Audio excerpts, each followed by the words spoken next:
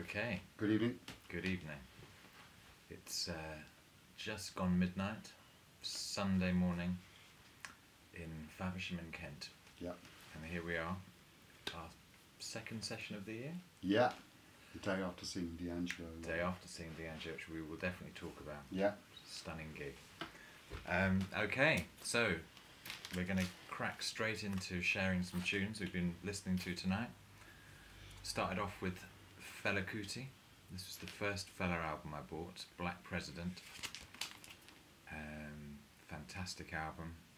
One of the pressings that actually sounds really good on vinyl. Not all of them do. We listened to Sorrow, Tears and Blood.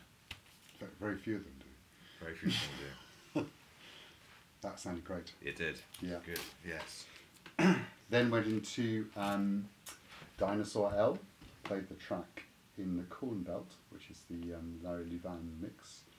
Dinosaur L, I'm sure everyone knows, is one of the groups of Arthur Russell.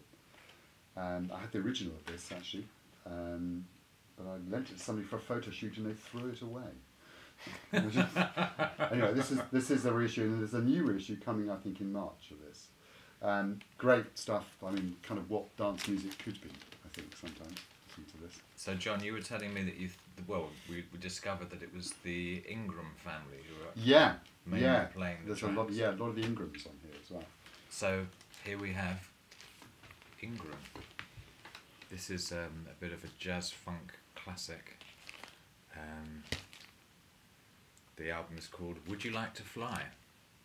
It comes with a bonus 12-inch single. It's quite a rare sort of record, this. We listened to the track DJ's Delight. DJ's Delight, I should say. They sing DJ's Delight. It's one of those very early, I think, like 1981, sort of, kind of electronic boogie funk tunes with a kind of dub flavour. Really nice. I remember hearing this a lot in London on pirate radio in the early 80s. Yeah, definitely. And from early 80s funk to late 70s funk, and then went for Quasar, which is this was a kind of split-off band from the P-Funk empire, and it was Glenn Goyne's band with Jerome Braley and his brother, I think, Kevin Goynes on it as well. On Arista, played the track Funk with a Big Foot, with some very nice drumming from Jerome Braley. Who has a particular style of playing his snare drum with the snare off, so you get that kind of quite high-pitched, dry, unsnary sound, which also features heavily on this album, which is Fred Wesley and his Horny Horns, and the album is A Blow for Me, A Toot for You. We listen to the track Foreplay, which the reason it came to mind, partly because it's the same drummer as in terms of our flow from track to track, but also DAngelo played Brown Sugar, one of his most famous tracks off his first album, with basically using the rhythm track to a foreplay, and it sounded fantastic, and it was an amazing gig. So anybody, I know he's been in the States, he's heading around Europe, so any VC members who can try and catch him, definitely, I would really highly recommend it. Great gig, fantastic band.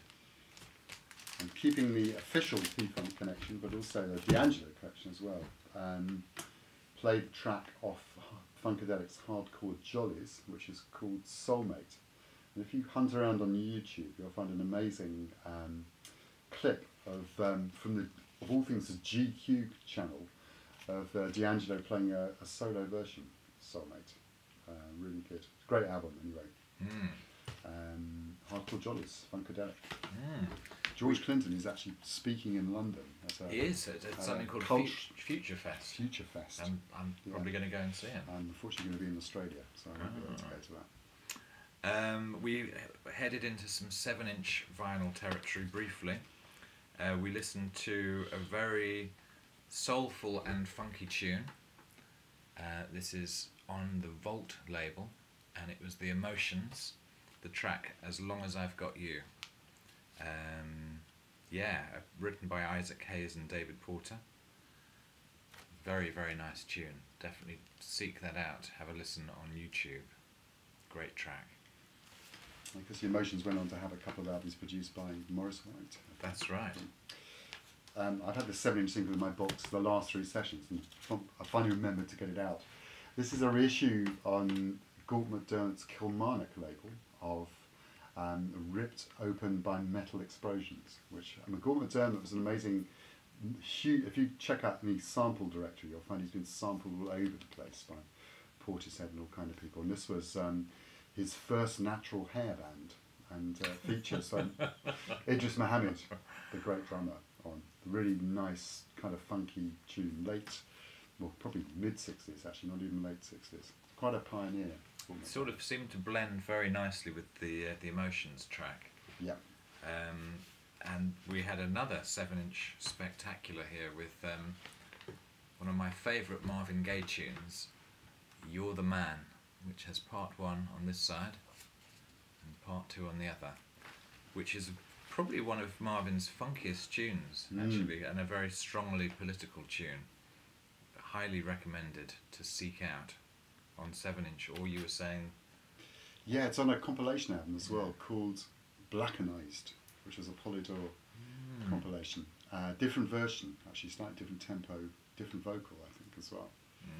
And I think it's also on, there's a amazing kind of extended double CD version of Let's Get It On, which is, I think, got a version of it in there as well.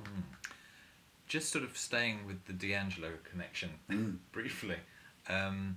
So seeing him yesterday, he's kind of, he's definitely carrying forward a lineage of incredible performers, and there was echoes of Marvin, certainly in a lot of the kind of way he uses harmony vocals, I think, but also actually of Fela in a way in terms of the groove-based nature of a lot of the material, and of James Brown, and of Prince, and of Sly.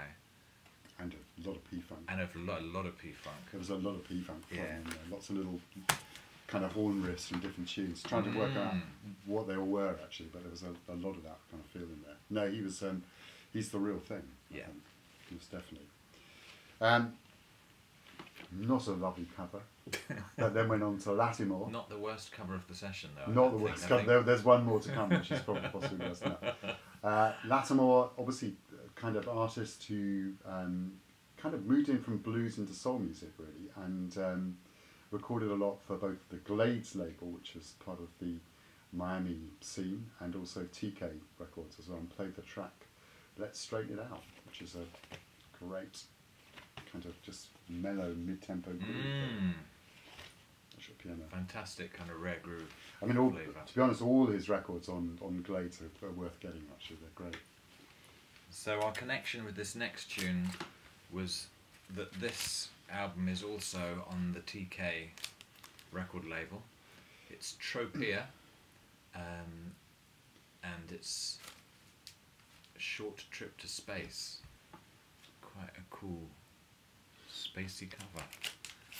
And this is John Trochlear, the guitarist, with a great band, actually, loads of fantastic people, including Wildy on the bass, and a kind of weird thing where they have, on many tracks, 2 drummers, Rick Marotta on the left and Steve Gadd on the right, which actually really works. We listened to the track You Can't Hide Love, which I think was originally done by Creative Source, then maybe a more famous version by Earth, Wind and Fire.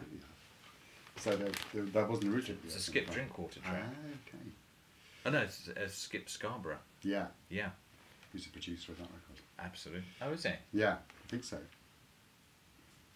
And there's another Trochlear record on TK as well, I think. Is it not produced by Skip Scarborough? It's produced by John Trochlear. Okay. It's not produced by that record. Good album. Very good album. Yeah. Not produced by Skip Scarborough. No. Or Skip Drinkwater. Let's skip the next track. Let's skip the next track, which was kind of classic, really. This went for some Steely Dan, which there's something about the Trochlear track that reminded me of Steely Dan. Played the track Night by Night. I'm sure everyone knows Pretzel Logic. Don't need to say anything about it, really. No. Does it sounded good? But John Trochlear's on the album? Not on this one, no. He's not on after other. that. I think he's on other. Ah. He's on other season. It's not that one. Oh well.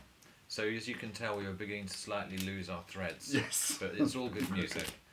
And the next one up, this was an album that I think Fred has shown recently, and it's Brian Auger's Oblivion Express.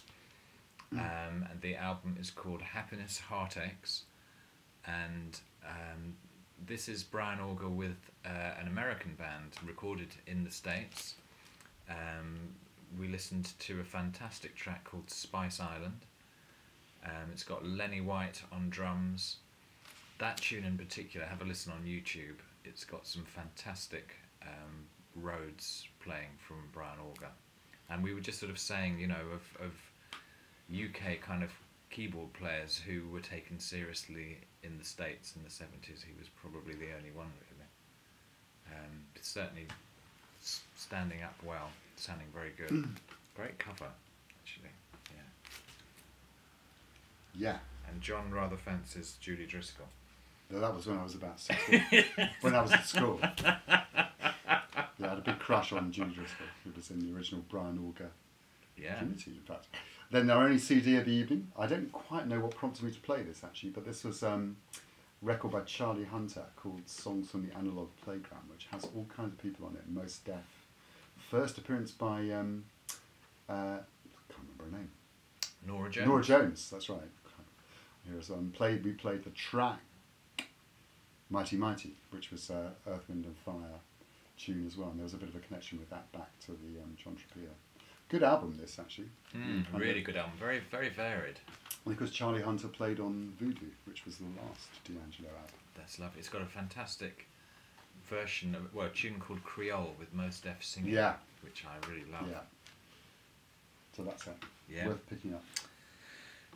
Now, I'm trying to work out, there was some Steve Swallow connection somewhere down the line. I think we might have got out of sync. Have we? Never mind. I think I might have played this. You did, John. But go on, carry on. Okay. No, I think you've got to go with that, John. Okay. We've got to keep our flow. Okay. Well, I'm starting out of order. I played, as you probably know from previous videos, I'm a bit of a Kip Hanrahan addict, and played a track off one of the two Conjure albums, which was called Sputin, which features Bobby Womack on vocals. The whole album's got a ridiculous range of people, everyone from David Murray to Eddie Harris, to Alan Toussaint, to Steve Swallow, to... Who's the Meters guitar players on this Leon... I never know how to pronounce his name, actually. Leo... Is it Nontansari? I can't anyway. Anyway, he was sounding great on that tune. Yeah, definitely. Great. The other Conjure album's really good as well. The albums are based on the writings of the poet Ishmael Reid. And so that was it. Conjure. Cab Calloway Stands In for the Moon, it's called. The record. So now I can remember how we came up with this album, because Steve Swallow was on that album. Yeah. And Steve Swallow is on this album, which is called The New Standards. The New Standard. I know Herbie Hancock has an album called The New Standards. This is The New Standard. This is Jamie Saft, Steve Swallow, Bobby Previtt. Beautifully recorded, beautifully packaged, double vinyl album. Lovely, colourful inner sleeves. Recorded to 2-track analog tape. Yeah, just a fantastic. Well, actually, one of two. There was two fairly new albums that we listened to tonight that just sounded incredible, and this was one of them. Just very sort of relaxed but interesting playing. Simple, but you want to hear what they're doing. No one's showing off, but everyone's listening, and it sounds fantastic. Definitely check it out. Jamie Saft was a regular with John Zorn. Plays in the Dream, or I think just about all of John Zorn's bands. He's a bit like Mark Rebo, he plays regular. Now I think you should show your next one, then we get back in sync again. Ah, that's right. Yeah. We then had a break, and we'd been very funky, and we wanted to kind of go into a slightly different direction, so we went in the direction of space rock briefly. This is a brand new record I've only just got, and I've barely heard. Jane Weaver. There she is, looking up at a silver cylindrical ball. Well, she's looking up at the silver globe, because that's the name of the album.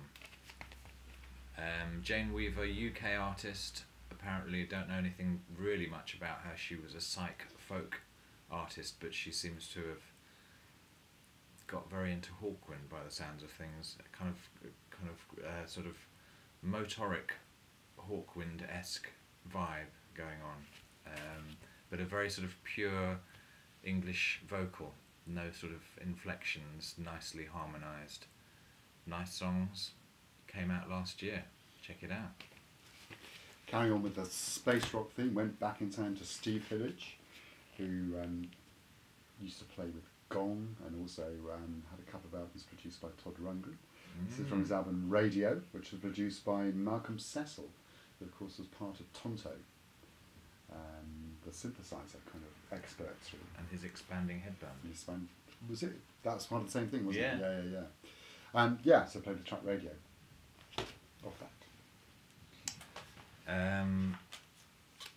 Not too spacey, but actually one of my favourite Yes albums, which is their very first album, simply called Yes, obviously not with their Roger Dean logo.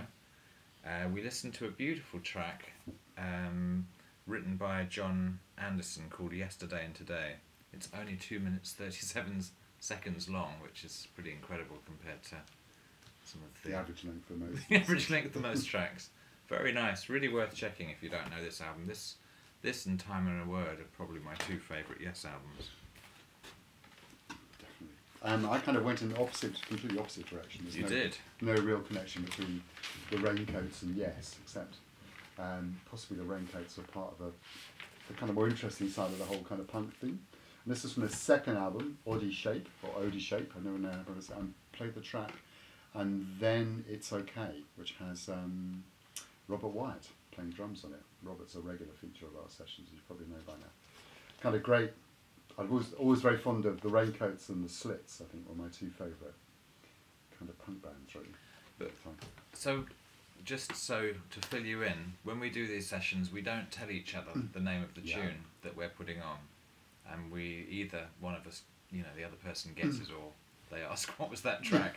But as I was listening to the Raincoats, actually it was making me think in a kind of Henry Cow slap happy direction. Which was probably a good direction to think. Yeah, which wasn't a million miles away from the kind of flavour of where we were, but it was like a new wave version. Yeah, definitely. Well, I nearly put the Art Bears in the box tonight, actually, but I didn't have enough. I only bring one box of records, so it's a real kind of lottery for me that I can get into matching.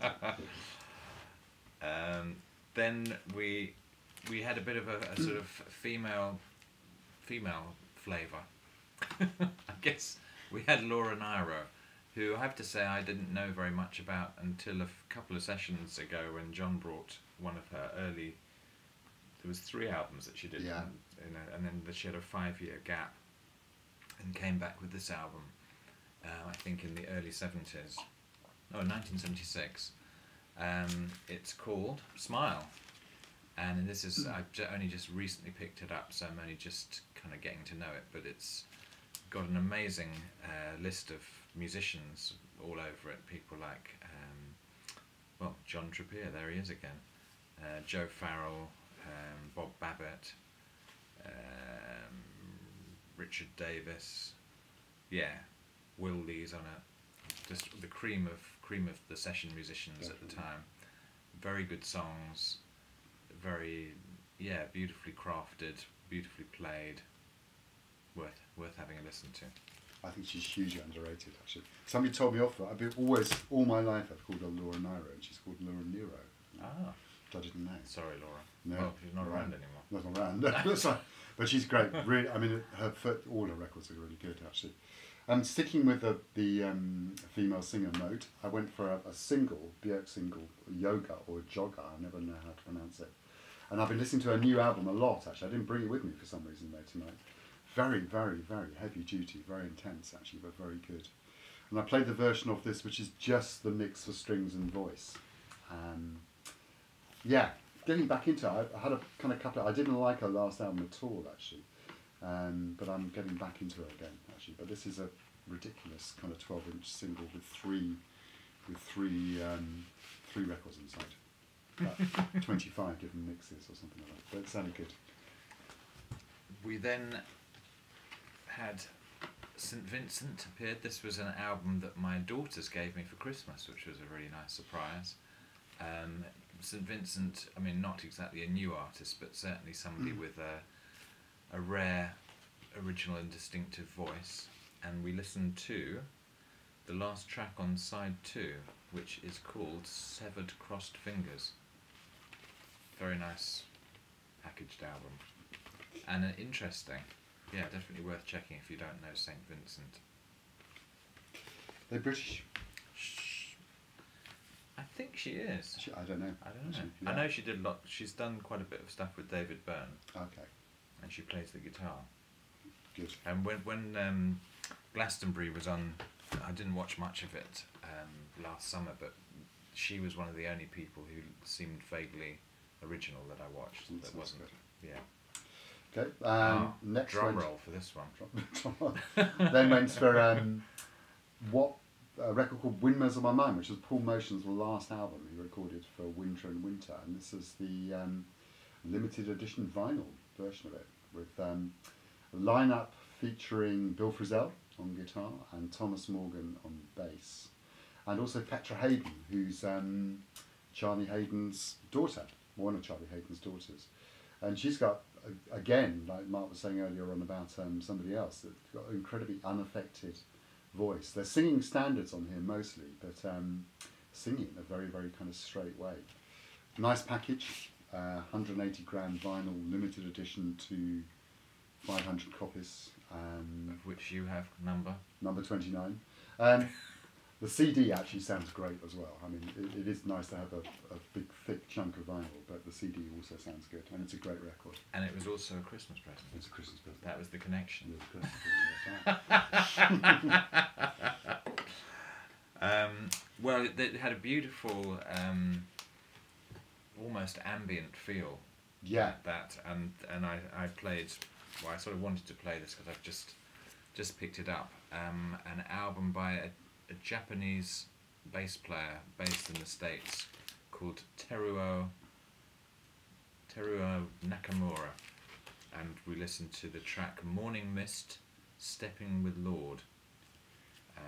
The album, one of the reasons I picked it up is because I noticed Harry Whittaker, who's a great keyboard player who used to play with Roy Ayers, features on a few tracks, and Steve Grossman.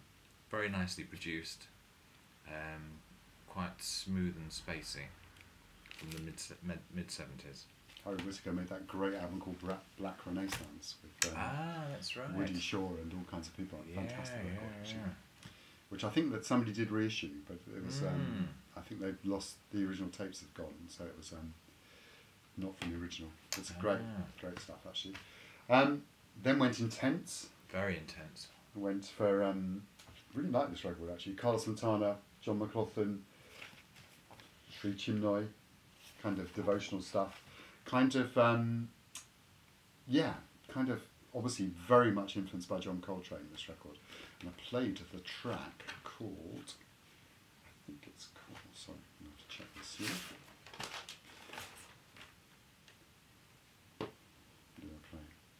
Play a track called The Life Divine of it, which is basically just almost like a drone with the two guitars going off, Larry Young doing interesting stuff in the background, and Billy Cobham hammering away on drums. And people sort of chanting to the tune of A Love Supreme. Yeah, very much so. I mean, almost every track on here sounds a bit like Love Supreme. And of course this year is the 50th anniversary of Love Supreme. It definitely had a spiritual, exploratory feeling, which is why I decided to play this album next. And I have to say thank you to Roger Coleman for showing this recently. David Liebman, Sweet Hands, an album. What was the label you were saying it was on, John? A&M Horizon, which was a great label actually. Subsidiary of A&M, who did some really interesting stuff.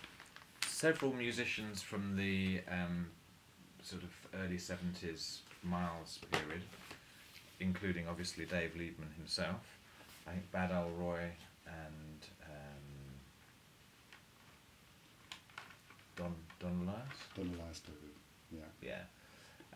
yeah, very, and Charlie Hayden's on this one as well. Kind of proper fusion, just very experimental. We listened to a great version of a cover of the George Harrison tune "Within You, Without You," with a sort of really fascinating sort of twin acoustic bass solo passage towards the end. Dave also made a few albums with a band called Lookout Farm, or a couple of albums, I think, with a band called Lookout Farm around the same time, which is a similar kind of, which are great as well. Not on A&M, I think they were on a different label.